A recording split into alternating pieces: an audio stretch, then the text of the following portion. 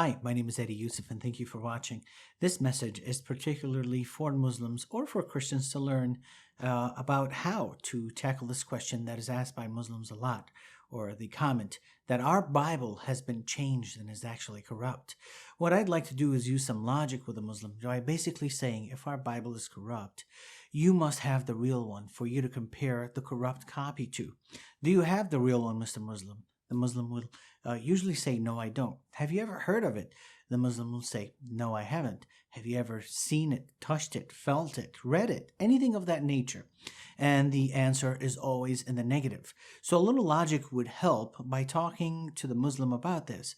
But if they continue to say that our Bible has been corrupt, our Bible, particularly the New Testament, has been backed up by over 5,000 manuscript evidence for their New Testament alone.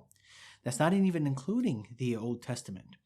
And has a 99.6% accuracy. That's a very high accuracy rate. Not only that, if we are going to read the Quran, we'll find out that the Quran itself says that our Bible has not been corrupt. And here we go. In chapter 5, verse 47, 46, and 47 of the Quran. In chapter 5, verse 68 of the Quran. In chapter 3, I believe is verses 113 to 115. They're all stating that the Torah and the Injil, which is the Arabic word for Bible, has never been corrupt. Has never been corrupt, and it's actually the word of God. But here's the kicker. In chapter 18, verse 27, it says that no man can alter God's word. So in chapter 5, verse 46 and 47, in chapter 5, verse 68, it says that the Injil and the Torah is the word of God. And in chapter 18, verse 27, it says that no man or no one can alter the word of God. Therefore, Muslim, your own Quran is actually shedding light or corroborating that the Bible has never been changed. Neither has the Torah for that matter. So if my Bible has never been changed according to your Quran, and if my Torah has never been changed according to your Quran, then that means you must believe. It is your duty.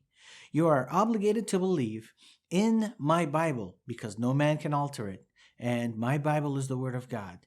And you are a Muslim. So in order for you to abide by your Islamic ways, you must abide by the Quran and the command that it's given you. That you have to abide and listen to what the Bible is saying. And guess what the Bible is saying?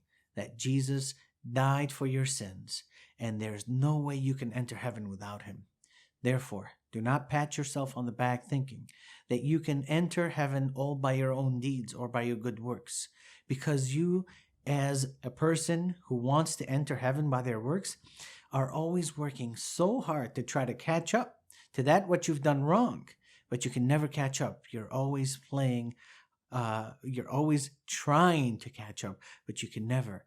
Here comes Jesus who says, I died for you on the cross, and I have taken the sins of what you've done, the punishment of what you've done. And here's God who's showing grace and mercy and justice at the same time, all in Jesus Christ. Trust in him. Thank you for watching.